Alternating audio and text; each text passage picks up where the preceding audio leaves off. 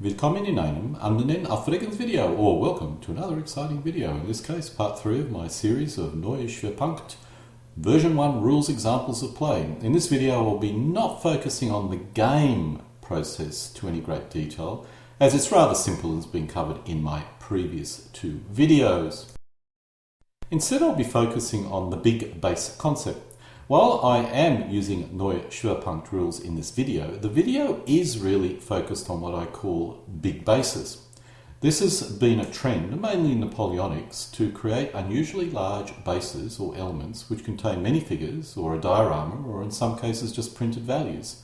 Some rules designers are looking to take this idea to World War II and Cold War figure gaming, as you can see here from this game of WW2.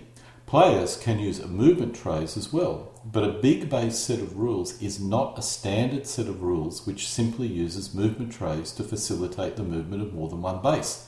The big base is an inherent part of the game system. This approach has many benefits. The main one is it can dramatically speed up play. Bloody big World War II battles rules are rather good, and I've conducted some test games using this game system, but I must admit nothing particularly extensive. I've also attempted to use big bases for Corps Commander, that's the Bruce Taylor set of rules, and that was not quite as successful. Using big bases in a game of Neu-Schwerpunkt is my first real serious attempt to experiment with this concept for World War II figure gaming, in order to determine how it plays and what are the pros and cons of this idea or this principle or system. If you want more details on the actual rules I'll be using in this video, please look at my previous videos. But in summary, the Neu-Schwerpunkt rules are a figure game version of the SPI Modern Battles Quad series of games. This game system was used for a number of different SPI board games, which also included World War II, which typically tends to be my main focus. The game is played on a 3x4 foot playing area. In this case, I am using a playing area which was originally designed for a Napoleonics figure game set of rules. This is my Waterloo playing area, with the location of the actual Waterloo battle occurring in the foreground where the 3 towns are located on the road. This playing area does not possess as much difficult terrain as my Leipzig playing area, which I showed in my previous video, so is probably more suited for my standard scenario. The clue that this is designed for big bases is the built-up areas, which are all the same size as the big bases which I'll be using.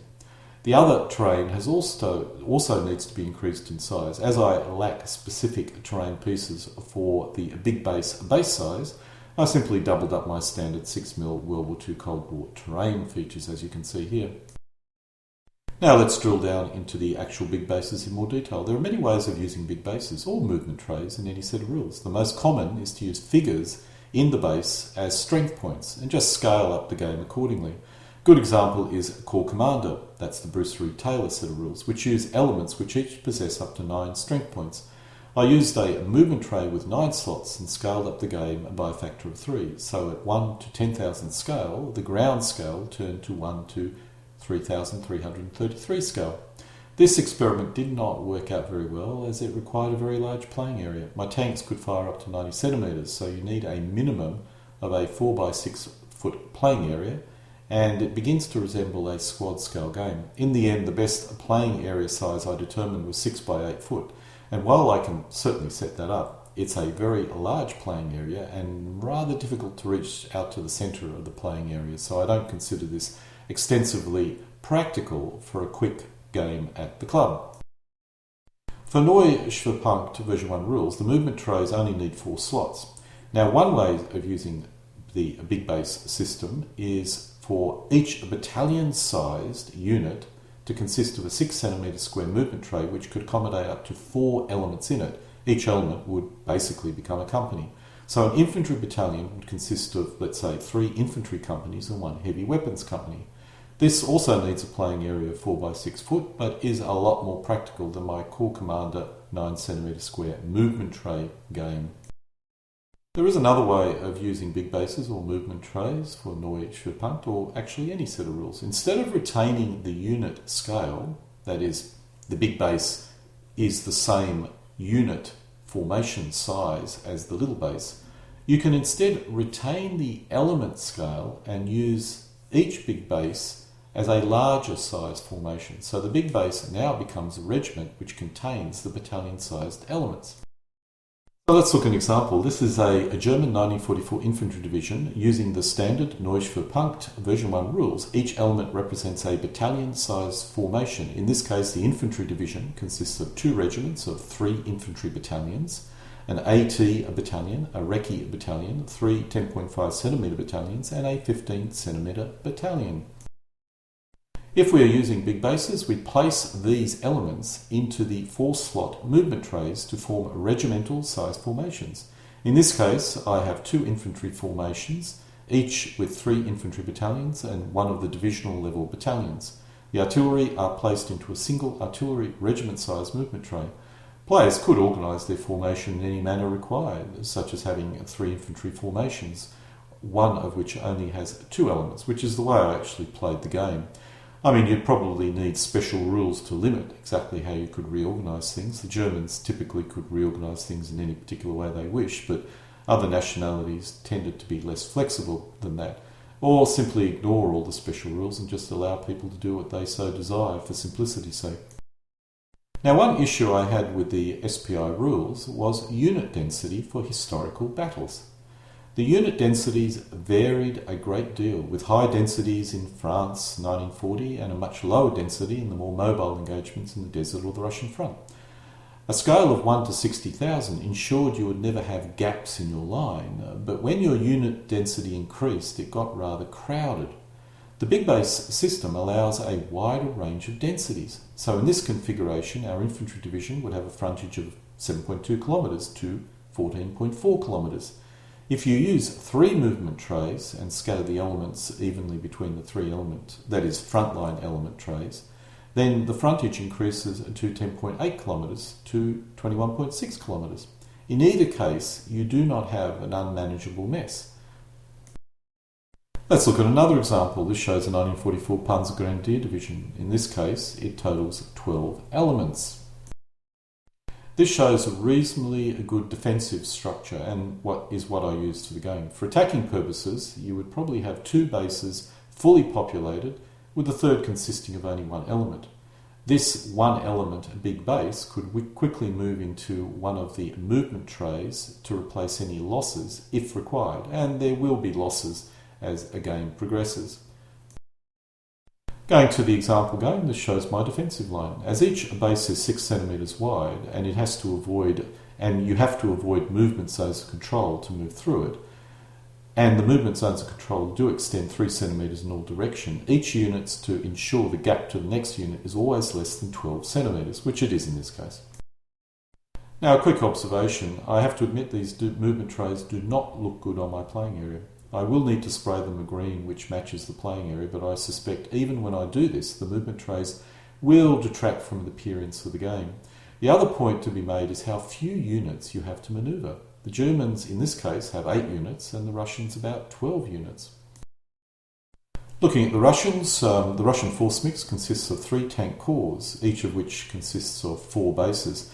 Now, during the game I had some army level support, so the artillery base actually also had a 152mm howitzer element added to it, and there were a few other odd elements that added to fill in that last gap that you see there. Now, the scenario I used was a 200-point attacking force arriving on the playing area on game turn 1, and a 100-point defending force on the playing area. The defender gets 50 points on game turn 3 and 100 points on game turn 6. Play is along the long axis of the playing area. The force mixes are shown on the right. For those who viewed my last video, you would see this is exactly the same force mix which I used in my last example. You also notice the way I actually control force mixes is randomly. The attacker spins a dice to determine exactly how their forces come on the table, and the defenders does the same for the defender's force. That way each game tends to be a bit different. Now, this selection here does give the defenders a reasonable advantage, and the reason for that is that they get 50 points on game turn 3, and that tends to be a fairly critical part of pretty much any game that I play. Now, the Russians obviously start the game off the playing area, so there's nothing to take a photo of. So this shows the position at the end of the Russian game turn 1 movement phase. If one unit consisted of only tanks, it could move faster because the tanks have a movement rate of 10, as distinct from the truck of 8. Because the unit there with the tanks have trucks in it, then the big base is restricted to 8 movement points. Now, if I had one unit just consisting purely of tanks, then it could move faster and it could actually engage the Germans in that town that you see on the left. But it probably wouldn't have sufficient strength to have much chance of doing much. Nonetheless, it's a valid tactic which the Russian player did not adopt. If I was playing the Russians, I probably would have done that. Incidentally, in terms of movement, because the ground scale remains 1/60,000, normally using this game system, the movement point, or each movement point that you have, represents a base width, which would be 6 centimetres. So if the movement rate of the tanks, or any unit, was, let's say, 10, it should, in theory, move 60 centimetres. Now, because I want to keep the ground scale the same, and because if I did this, each game turn would become 2 days rather than 1 day, I decided to leave the game turn at 1 day and halve all the movement rates. One point about the SPI system was that because when SPI created its board game, it was really designed for a wide range of different scales. You know, game turn scales ranging from, you know, half a day to sometimes even a week, and unit scales ranging from, in some rare cases, companies, all the way up to, in very rare cases, divisions. It was an extraordinarily flexible game system, and I can use that to basically play around with scale in any particular way that I wish in order to make the game kind of work. So that's what I selected here. Other players, if they wanted to try this, could potentially select a different combination of scales. Now, just a couple of comments of this deployment in this game. In this test game, the Germans deployed well back onto the main central objective, giving the Russian player the 2 objectives on the Russian player side. This means the Germans' best outcome is a marginal victory, which makes me think I need to tweak my victory conditions a bit more. By deploying so far back, the Germans avoid being attacked for 1 game turn, which does help them in the critical first 3 game turns. I suspect the Germans need to try and defend the forward objective, which means they should really deploy further forward. If they do not, the Russians possibly should have the option of starting on the playing area anywhere within 15 centimetres of the player edge. Thus, there is no big advantage deploying way back. If I also used my simple 3 objective point victory point condition system, then the best German outcome in this case becomes a substantive victory, which possibly seems more reasonable. I suspect I may need to look carefully at my 5 objective victory condition system a bit more. Just to note, in terms of the system, I have 2 victory points conditions. If it's 3 objectives, there is a central objective, 1 on the attacker side, 1 on the defender side, halfway in those zones, and the attacker gets 1 VP for the first time they occupy it and 1 VP for occupying at the end of the game. If using the 5, then you still have the 3 that I've just mentioned, but there is also 1 on the player edge. And I think, in retrospect, having a victory point, objective actually on the player edge may not be such a great idea. On game turn 2, the Russians move into an attack position. A quick note about the combat values. All standard combat values apply for the elements. They are simply totaled together to give you the total unit combat value. For example, the circled unit has 1 tank element with an attack strength of 4, 2 infantry elements with an attack strength of 1 each, and a tank destroyer element with an attack strength of 1. The total attack strength of this unit is 7. So, drilling into the combat, the Russians total all attacking elements, including the artillery to the rear. 2 elements in the artillery movement tray has a range of only 9 centimetres. Remember, the ground scale is 1/60,000. I'm not using the standard rules, which means each range represents a base width. I'm halving that. Now, that means it has to be in base-to-base contact with the base to its front in order to provide a barrage combat support. So, the Russian total is 7 for one base, 9 for the other, 7 for the artillery, and 15 for ground support. The Russians do have 5 ground support points, each of which are worth 3. This totals 38. The German defensive strength is 6, plus 4 FPF and 6 ground support for a total of 16. The differential is 22. Shift 2 for the built-up area, and the result is a BR. Just a quick note about the CRT. In many ways, the CRT for this game system should really be an odd system, because what I've found here is that what I do for differential using big bases is that I basically multiply the rows by 3, because on average you're going to have 3 units in each base. On the other hand, as you can see here, the attackers basically have 4 bases in every one of their big base rules, or 4 elements. Thus they kind of push over, and so in a differential system you get a greater chance of going off the ends of the table. Nonetheless, I have to admit that it's not a particularly big issue. And one thing I've noticed about game systems, as soon as you start making any kind of major change to an existing game system, unforeseen problems occur. So, I'm not going to be changing a differential system to an odd system for that reason, because I don't really want to design rules. I just want to take existing rules and do the minimal amount of tweaking to make them work. A BR result, or both retreats, means both forces withdraw 1 base width. As the Germans move next, they simply move back into the town. But a roll of 5 is probably the most unlucky roll the Russians could spin. If the Russians had spun a 4, they would have occupied this town, and it would have been really hard to dislodge it. In fact, the Russians probably would have done significantly better if they rolled a 4. If they rolled a 6, because of attrition, the Germans would have lost a unit, which would have meant next game turn it would have been easier. So one thing that you'll notice about this particular game system with big bases, because the number of rolls are lesser, the luck of the die roll becomes more important. We now move into game turn 3, which is the game turn the Germans receive their first reinforcements.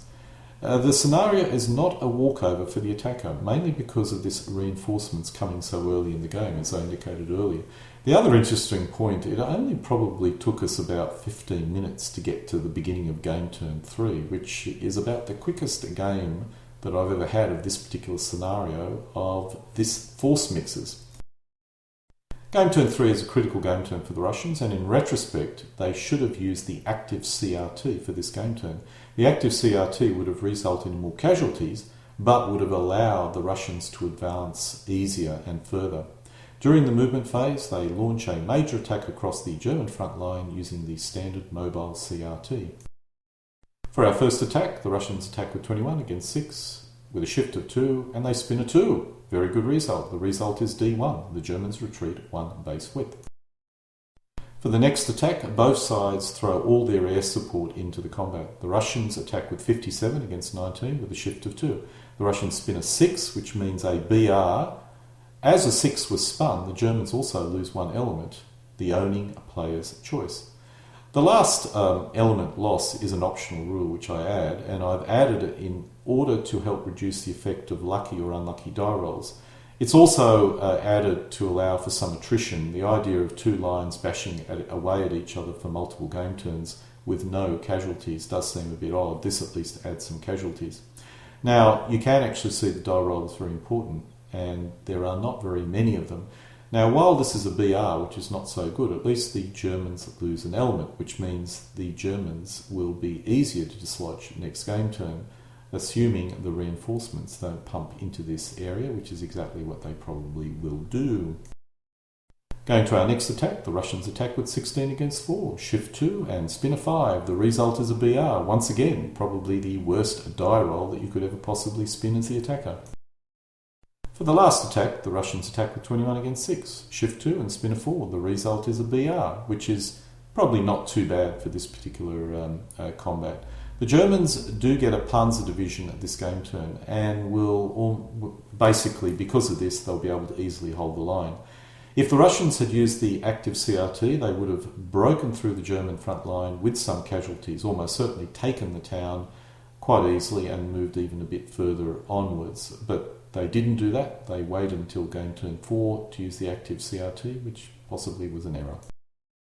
I'm not going to go through a blow-by-blow description of the game from this point on. I think you probably get an idea of how the game plays, its pluses and minuses. For those interested, the Russians did use the active CRT on game turn 4 and 5 and did manage to take the main objective town. However, when the Germans got their main forces on the playing area and launched their counterattack, they pushed the Russians off the main objective town and actually drove to the objective that was in the middle of the Russian side of the playing area, and just managed to take it on the very last game turn.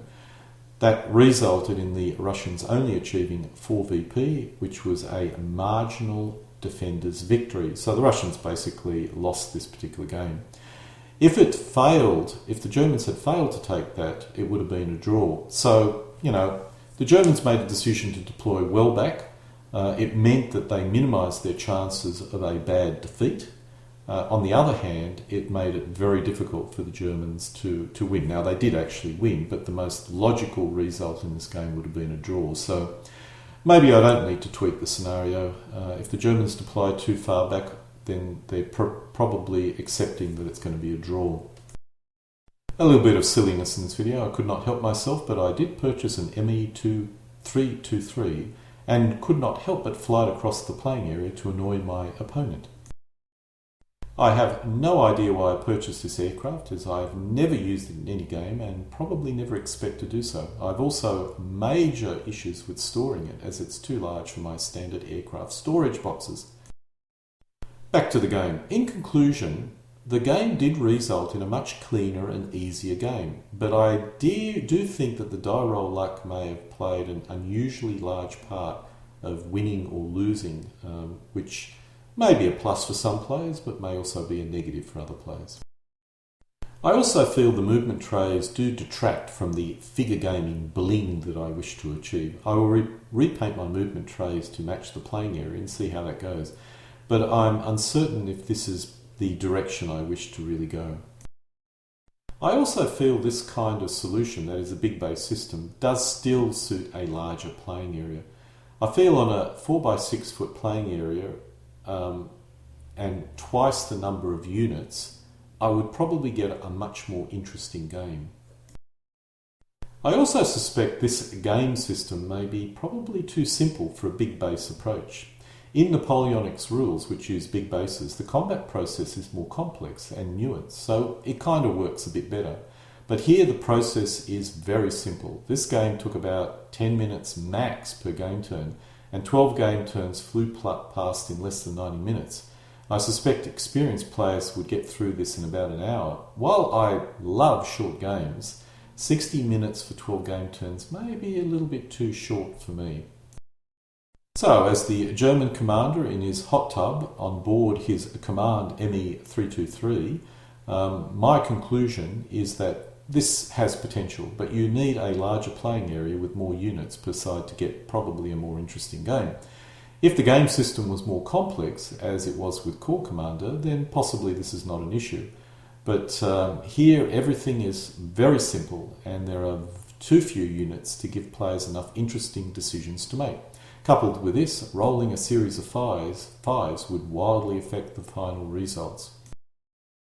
A quick fix, maybe, is to force the defenders to defend in a more forward position, thus combat would start on game turn 1. Allowing the Russian forces to enter each element individually would probably also assist. Finally, the 3 objective victory conditions would be probably the most appropriate for this type of game system combination. These simple changes would give you a more challenging and variable game, but if the Russians rolled a lot of 5s, they would still probably lose, and if they rolled a lot of 2s, they would probably easily win. A final point, while simple, this still gives you a game in a very reasonable period of time and with minimal congestion and confusion. This direction is not one I will probably pursue further, as my main objective is having a good game on a smaller playing area rather than a game on a larger playing area. My thoughts now are moving towards possibly 3mm figures on a smaller element on a 2x3 foot playing area, or perhaps stay with 6mm on a 2x3 foot playing area, but with a more contrived setup, or possibly more special rules. I'll probably use my big bases for friendly club games against folks who want to try 6mm, and don't know the rules and just want a quick, simple game. But otherwise, I'll probably pass this idea by. So ends my part 3 using big bases for Neu-Schwerpunkt version 1 rules. The rules can be downloaded from the IO group Schwerpunkt site. Some players may like what they saw in this video. It gave me a game, so it's certainly not a failure. It's just a bit too quick and simple for my tastes. I suspect you probably need a more complex game system if you want to use big bases on a medium-sized playing area. And maybe I will consider this. Core Commander with 9 elements on a base is just too big. Possibly something of that complexity, but using 4-element big bases, maybe something that's a little bit more viable. I may consider that in the future. Anyway, denken Sie daran, immer viel Heimatland zu kämpfen.